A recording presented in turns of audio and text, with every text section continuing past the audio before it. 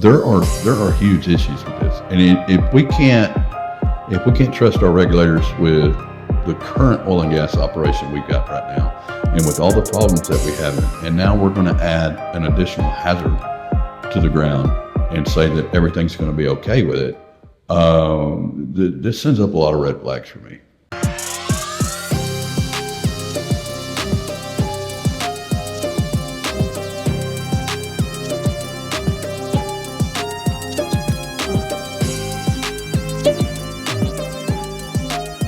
Where do you feel like we're at with the CO2 injections? Well, as I said publicly, and I've been saying, this carbon capture is a taxpayer-funded scam. It has a high risk of contaminating our groundwater, our drinking water.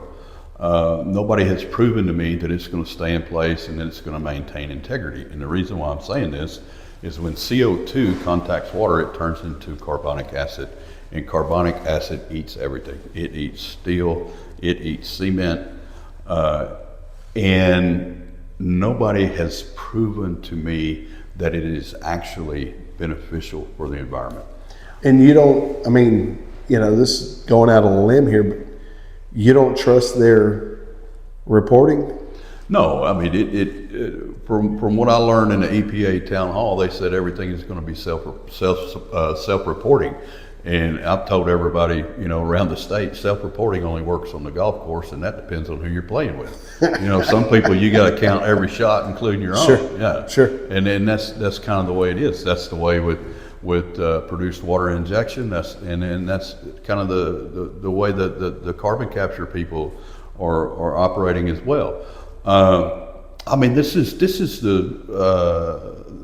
21st century. I mean, yeah. If we can drill a well in the South China Sea, and I can be sitting at home with a laptop, and I can see real-time data and drilling parameters and everything. So the fact that we don't try to monitor digitally these injection operations, so we can get real-time data and real-time pressures and, right. and monitor these companies is beyond me. So they're basically saying that these companies are going to be self-reporting.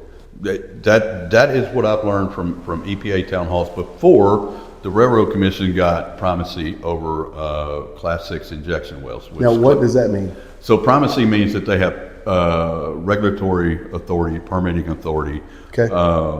And so early on in this carbon capture deal, I was very unsupportive of the Railroad Commission gaining primacy over this. I think I even said that I wouldn't give the Railroad Commission primacy over a can of Vienna sausages or Campbell soup or something like that. Sure. As the agency is now. But now that I see this scourge of CO2 injection popping up in these communities, and I'm running for office, that I have a chance to effectuate change and be the no vote. I'm leaning to. I'm glad the Railroad Commission has it. At least we have control here in the state of Texas, and people have a voice. Now, whether they're going to listen to you or not, you know, that's to be determined. Yet to be determined. But this carbon capture is scary. In West Texas on the Antenna Ranch, I found there was a water supply well. It was 290 foot deep. We finally got the operator to come plug it. It was drilled as a supply well when they were drilling the field. We finally got the operator to come and plug that well, and when they pulled it, we found 2.5 feet of crude oil in the water well. I got accused of dumping motor oil into the water well, so we stopped, and Railroad Commission came out and got a sample, and we got a sample. We sent the sample to the lab, and it came back as the same oil from 2,500 feet, or the Queen Sand Formation. Okay, let's pause for a second to give context. Okay.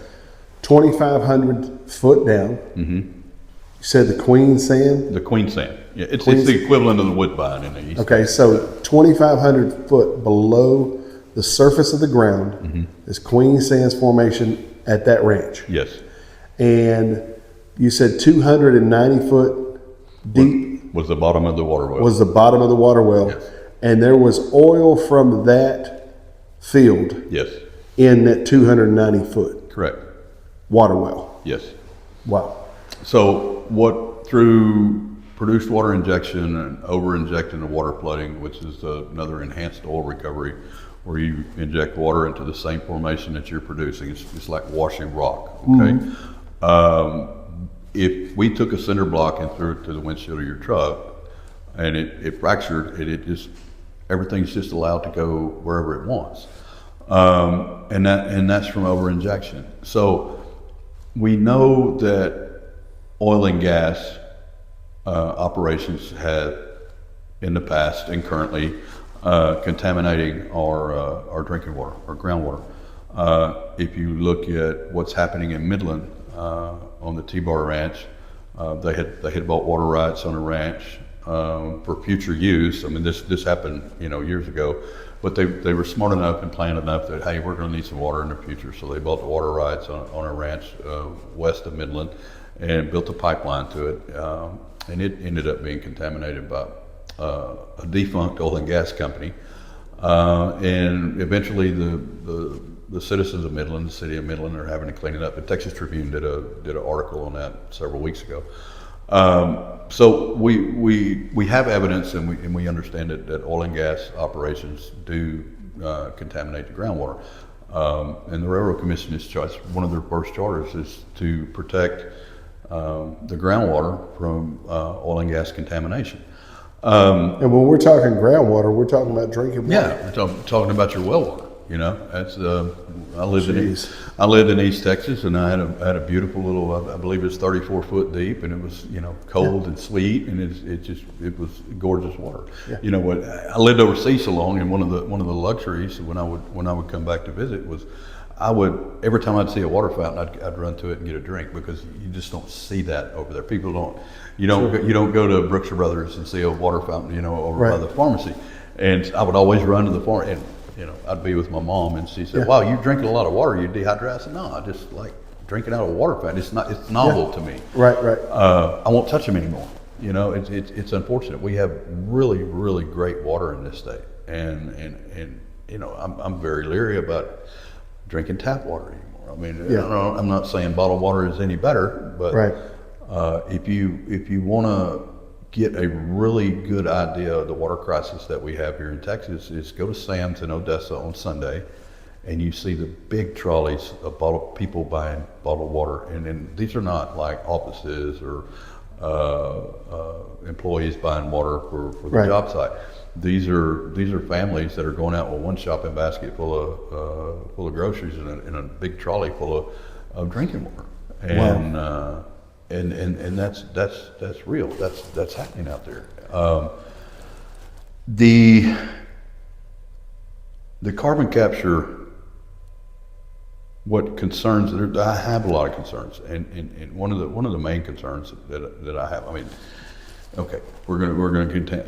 They have not proven to me that they're going to keep it in place, and we're not going to contaminate our groundwater. I've asked a large company in West Texas. They said that, they'd really like to speak to me about it. I said, "Can I see your drilling program? Can I see what material, what casing material are you going to get?" "Oh, that's proprietary. That's confidential. We can't do that." Sure. How are you going to monitor? How are you going to stay on top of it? So everything is proprietary. I mean, it's secret. Which is it's code. I think it's code for that's none of your business. Yeah, exactly. Yeah. I mean, I've read enough. I've read enough well plans in my 35 years. I know how they're written. I know how to read them. I know how to look between the lines. They want to be good neighbors. They need to be transparent about it. But besides the operational and the water issues and the lack of transparency with these companies, I think what really puts the burr under my saddle pad is the fact that these companies are moving into economically disadvantaged communities. Yeah. And throwing money at people who need it, okay, and thinking they're going to have a better life and I think they're getting hoodwinked in the long run. And I don't think that their immediate gain, although it's good, and you know, it'll give them a better quality of life, but they're not looking. It'll give them a better quality of life, but let's think about future generations. Let's think about the grandchildren. Let's think about the great grandchildren, and the other folks in the community. And I have a personal story with carbon capture, and I inherited some property in Vernon Parish, Louisiana, and my cousin sent me an email, and it's about, you know, they're trying to lease that property, and it was myself and my cousin and 3 family members that I didn't even know who they were. I never met them, and I called my cousin. He called me and he said, "What is this carbon capture?" And so I went into my spiel about it.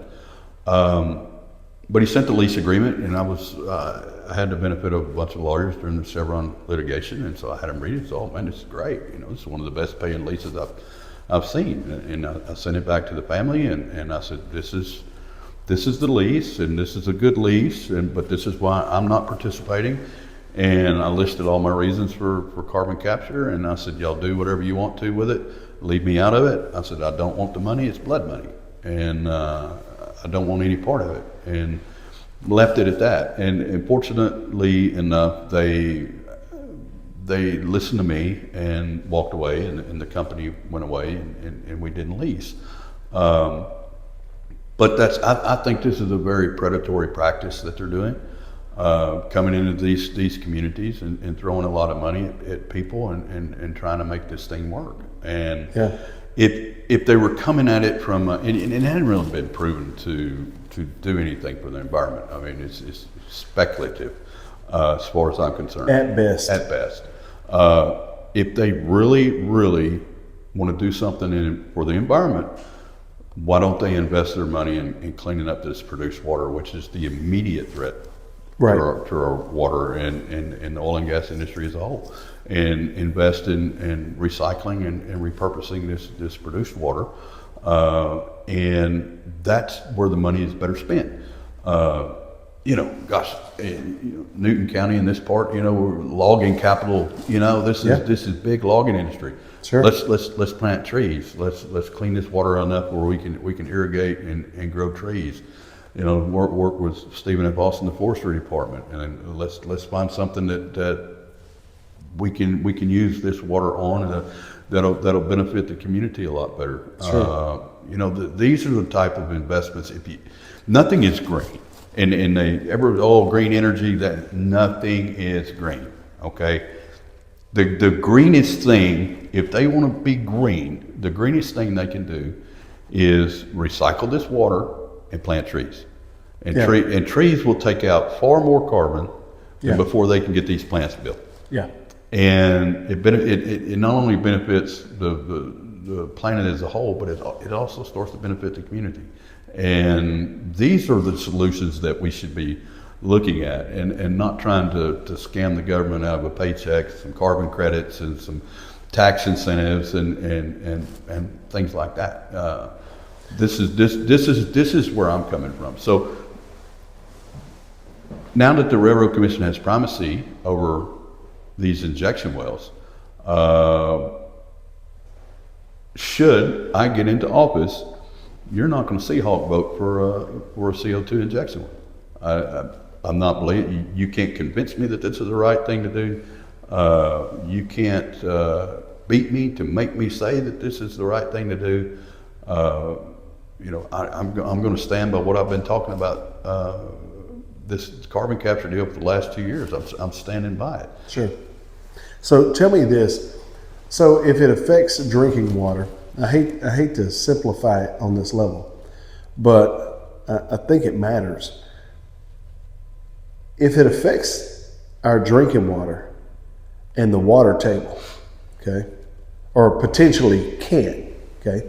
Obviously, we've got produced water issues, and that's water. Yeah.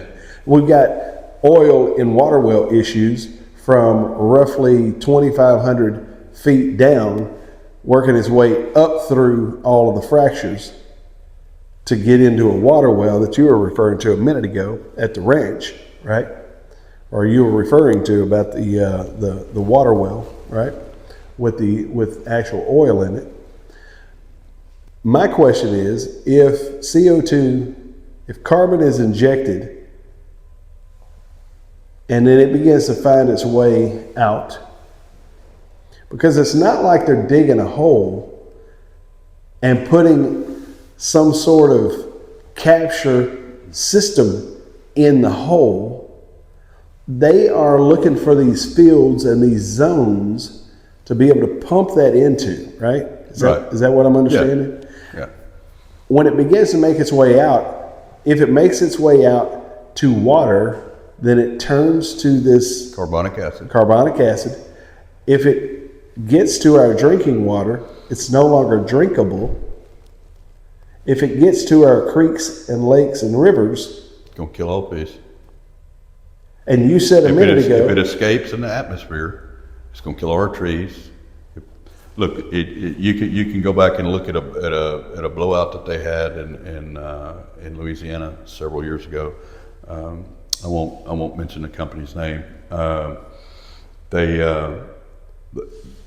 were injecting, and there were some old wells in the area, as I understand, and the CO2 came out of formation, and it contacted one of these wells, and it started blowing out, and it was near a pipeline, and it killed everything. CO2 is heavier than air, and you can't light it.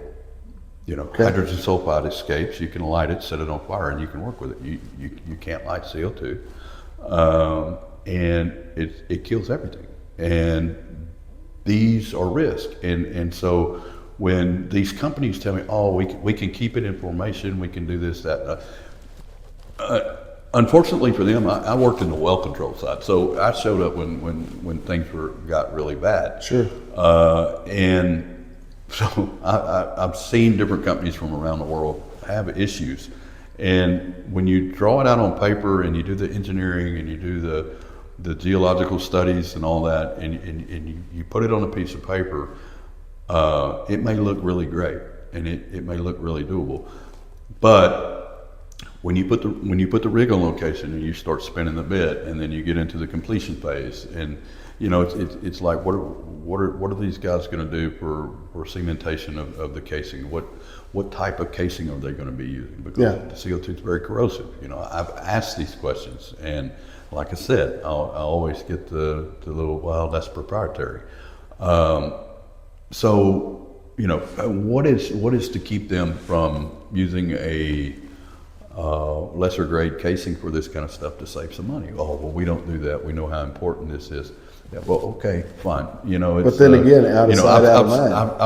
I've seen well reports where they used a higher grade casing on some 5.5, and we pulled it out of a well and it ended up being J55, which is kind of low grade casing. So, it's not uncommon. What's to keep it right? What's to keep them from actually doing these things correctly? And they say, well, we do this all over the world.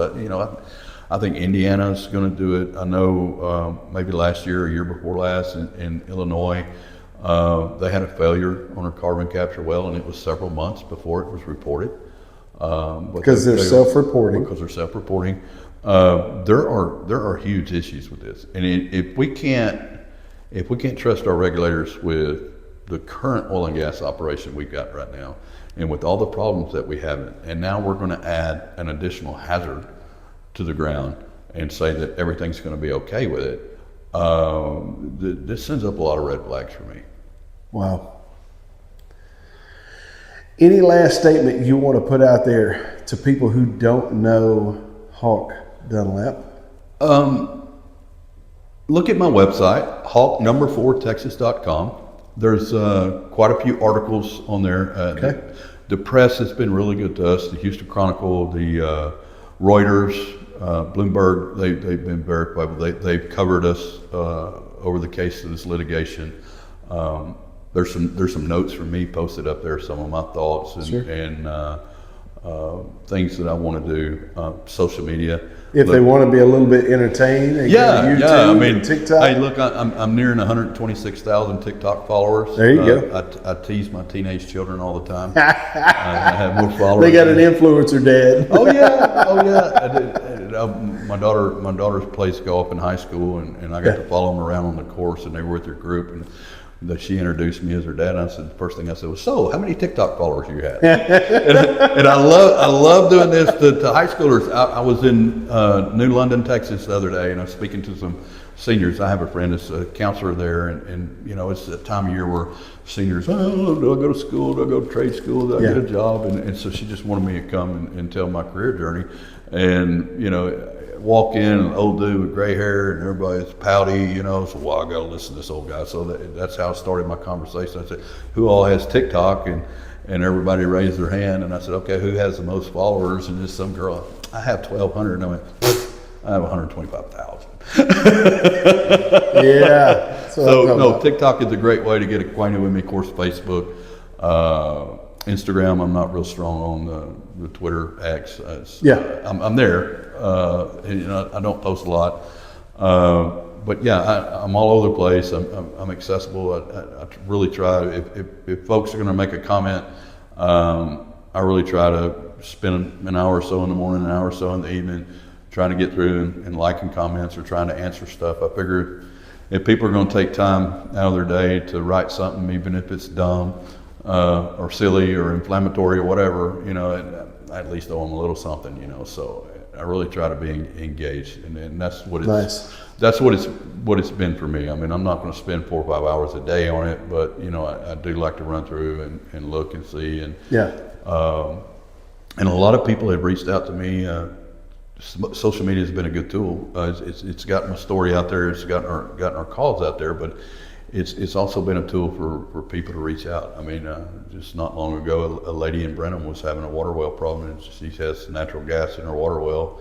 I'm going to assume it's from one of the gas wells in the area that's got a casing problem. And it's turned on the sink, and her sink started to make gas, and you know, she hasn't been able to get the help she needs. So it's been really good that I can communicate with a lot of people through that way. No doubt. And that is the reason that not only should they follow you on social media, they should vote. Early voting's right around the corner. Yeah, on the 17th. There's 5 of us in this race, and the Railroad Commission, you know, has typically been used as a stepping stone to get to higher office. I don't care about that. I'm an oil and gas guy. That's all I want to do. That's what I know. I don't look good in a tie, and my kids threatened me that they're going to bury me in a tie, and I said, God won't know who I am. You know, I'm not going to wear a suit on the house floor. But I can wear a pair. I've got coveralls in the truck and Red Wing boots, and that's where I'm comfortable. That's what I do, and I don't try to make any bones about it. 10-4. Check him out all over social media. Hawk Dunlap. We've got early voting starts February 17th. Election day is March 3rd. Good luck to you, man. Thank you. I appreciate you having me on. I've enjoyed my time here meeting.